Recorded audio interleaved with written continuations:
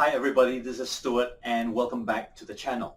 One of the things a lot of people tend to ask me is the question of change. How do I change from being one way to being another way? And truth be told, I've been experimenting myself. There have been so many things that I've been able to change, and there are many things that have yet to change. And it's probably going to be the same for you. So I'd like to highlight that if you wanted to change, it is possible, but there are 4 key criteria. The criteria will include the skills to change, your urgency to change, the benefits to change, and the long stream effects. I call this the 4 pillars of change. And if change were to be successful, you must be able to say inside your head, I can do it, I must do it, it's beneficial for me, and downstream, are there any other negative consequences? In terms of the negative consequences, some people ask me, does this mean that my change is not going to be beneficial downstream? What's so bad about becoming a millionaire? Well, for some people, they don't consider the downstream effects of needing to manage the money responsibly, and as a result, their money just disappears. So what we need to recognize is that while we have these 4 in place, and I've spoken about this many times before, but I want you to have a schematic, at least to refer to how you can create all these changes effectively. It's not going to be simple, but it can be very effective. So let's take a look at the diagram I've written. So first of all, here you are now, and this is you in the future. You need to traverse from here to here. As you're thinking about your future, most people start lapsing into this question of impossibility. In other words, I'm here, I'm broke, maybe I'm bankrupt, and I want to move to that future where I'm financially free. Is that possible? And most people will second guess themselves by creating a self-talk mechanism that says, I've never been there before. How am I supposed to know? Who gives me the right to think this way? I'm going to end up in disappointment. Who dares to believe such things? And as a result, you are no longer tapping into the future of possibilities. You're tapping into the past ways of thinking that have led you specifically to where you are right now. Now, I want you to remember that this is known as reinforcement. You are literally reinforcing everything about yourself from the time you start thinking about what you cannot be and then retaining what you can now. Now, of course, this is a concept in psychology known as cognitive dissonance. If you want to research about cognitive dissonance, there's a plethora of different types of information we can talk about. But dissonance is basically this. Let's suppose that you are interested in establishing an intimate relationship with this particular person who looks really good, for example. And inside your mind, you're going, oh, she or he's never going to be interested in going out with me. Who am I to think this way? Just thinking about going out with her already scares me, and so on and so forth. There's a lot of dissonance because that future, that sense of identity of yourself is going to cause you to think that, that's not possible. Partially, this is an issue with belief and expectation, but at a much higher level in NLP, we talk about this thing called identity. So you may not be very aware of what your identity has been creating for you, a lot of havoc. So instead, you realize that the guy who's not the best looking is always with the girl who's the best looking. It could very well be that the image that you see inside of your mind is that which you expect. And as a result, the guy who apparently is less attractive actually has got the guts to be able to go out and integrate this wonderful spouse into his reality, and vice versa, of course. So what I want you to do is remember that perception and memory are one and the same thing. They may not be defined the same way, but they are one and the same in terms of the functionality or the strategy of you getting from one point to another. The reason why I say this is because, let's put it this way. I perceive that I have a ring on my finger, right? But if I closed my eyes, even if with my ring off, and I closed my eyes, and I went so deeply into imagining that I had this ring on this finger instead, I'm going to create a perception and eventually a memory, if I do this long enough, in order for me to believe that there is a ring on my other finger. This is the phenomenon of self-hypnosis, and we know that this is working because there's so many people who are taking up their own space inside their mind and creating a lot of negative things instead of affirming themselves and having positive images of themselves. Like, for example, when you walk into a room filled with strangers, what's that feeling that you have? We call this condition a trigger, and the sensory trigger sometimes causes us to think like as if it's a threat in the room. We've talked about threats in the room, and we've talked about how sometimes distance actually creates problems for us. So I want you to remember that when you perceive something in a particular way and you treat it as if it is a memory, what you're going to do is you're going to tap into the possibility and bring your future into the present. You're no longer visiting the future. You are bringing the future into the present. Now, if this sounds like the law of attraction to you, it's not. It basically is neuroscience. So, for example, if you put up your hands this way and you began to imagine that this arm was tied down to heavy loads and this was tied to helium balloons, you will eventually hypnotize yourself into feeling a heavy weight even though both arms are at the same height. And eventually what you'll find is that there's more muscle strain over here than over here. And what's interesting is that this is a phenomenon in bodybuilding known as the mind-body connection. What happens is that whenever you're lifting a weight, you want to be able to feel the contraction of that muscle, and you want the mind to command that muscle to contract specifically. Otherwise, you're going to be lifting like this and you're going to be cheating. And a lot of people don't realize that's building other muscles, and it's literally not isolating the development of that muscle.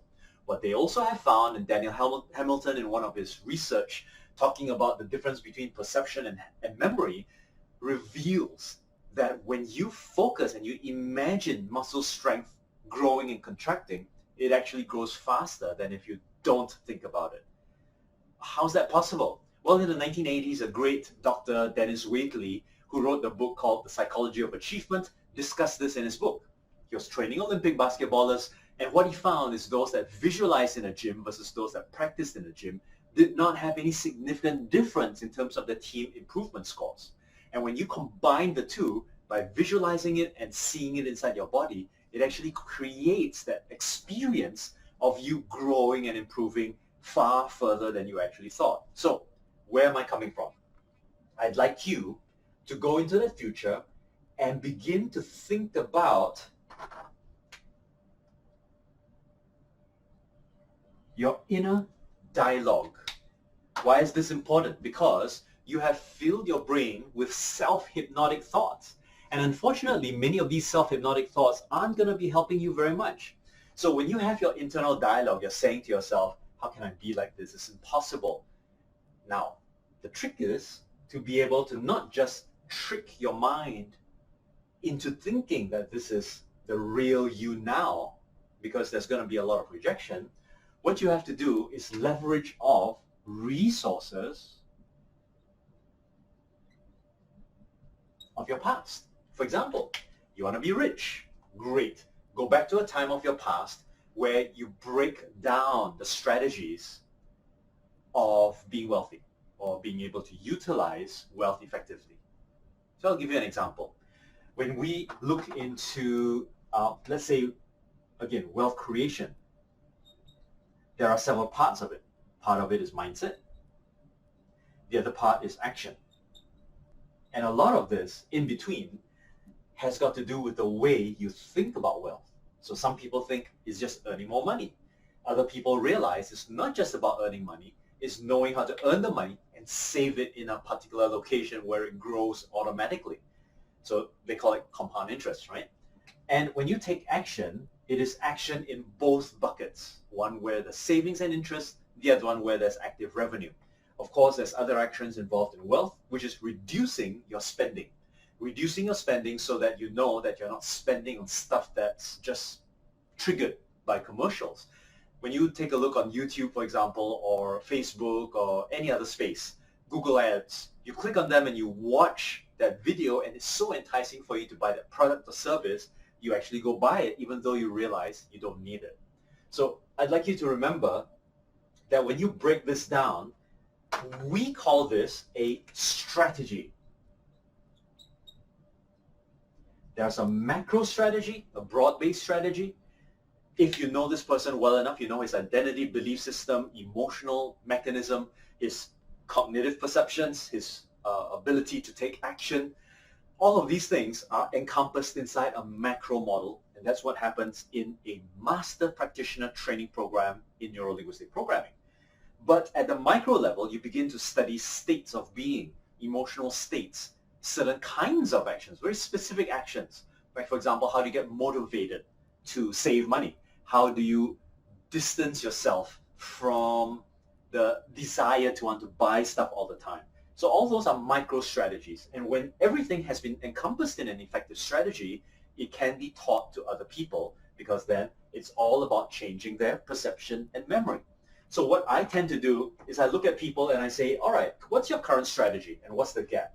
You have a current strategy and you've got a gap between where you are affecting yourself now and where you'd like to be, where you're not yet affecting yourself. So that's where the magic of visualization, emotional management comes into the picture, and your ability to create such a compelling vision for your future that it is drawn into your body. Now, once it's drawn into your body, I'd like you to imagine this. You just imagine that you are there. You're extremely wealthy. You're there with that confidence, interacting with no social awkwardness, and you're smooth in your interactions with the people that you want to hang around with.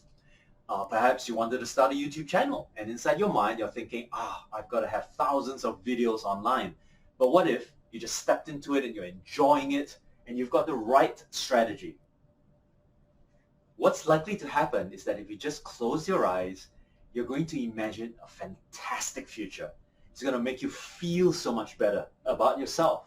You're going to feel compelled to want to draw yourself inside this experience. And because this happens, you have amplified, you successfully amplified that emotion. What's going on inside your brain is that the neurons are starting to fire in a manner that's not just temporary or excitatory. Excitatory development inside the brain is going to just either become an addiction or an obsession, and eventually it leads to resistance. That's what happens when people actually get addicted to stuff. What you want to do is to stay in that wonderful moment and be in absolute awe, gratitude, and happiness that it's possible for you to think this way, that it's possible at all. That when you look at moments or resources of the past, you know you've been able to save some money before. It may have been one incident, but if you imagine yourself replaying this over and over and over again, actually, I know how to save. Actually, I am able to increase my revenue by making more. Actually, I know how to stop spending. I know what's not worth it anymore. So once you got images or memories of these, what happens? This possibility is no longer about whether it did or did not happen. It's just a situation of yourself being aware of the perception that these have already been possible. Now, some people will then argue, and maybe it's an internal dialogue that says, hang on, Stuart, so what if I really have never ever saved in my life before? Well, think about a parallel. Maybe you have acquired some skill set. Maybe that's considered saving for you. If you haven't, it's very easy to break that condition, right? All you need to do is to make sure that today you save $1. Once you have $1 and you saved it, and this is true to you, now your perception no longer experiences dissonance, you see. And what you want to do is to create this on a small step-by-step incremental basis so that you believe more of what you're saying to yourself, so that the dialogue is no longer, who am I to do this? Why in the world must I work so hard? Oh my goodness, I wish I had his $1 trillion. Instead, your internal dialogue is, I've been there, I can go there again. I'm confident that I'm able to save $1. I'll give you an illustration. There was a guy who set a goal. And his goal, I mean, he was obese and he wanted to get fit. And one of the things he did was he said to himself, look, just for today, I'm going to do as many push-ups as I can for 1 minute. Of course, those of us who are fitter in the room will go like, what's 1 minute of push-ups going to really do for you? And here was the amazing thing. It started out with none on the first day, and he worked his way up within the week to about 2 or 3, 2.5. After about a month, he was already doing 20 push-ups. Within half a year, he was able to max out at 50 push-ups at one go. Now just think about that. Not only is he focusing on the fact of what he can do that brings him closer to the future, he's taking that future and giving himself a very simple goal to reach out to. So if you're looking at maximizing, that is one strategy that you can use in order to progress from here to here. All right? Now, isn't that not surprising that when you look at compound interest, you're going to go from bankrupt to becoming a multi-millionaire? It really is about a series of habits that you change.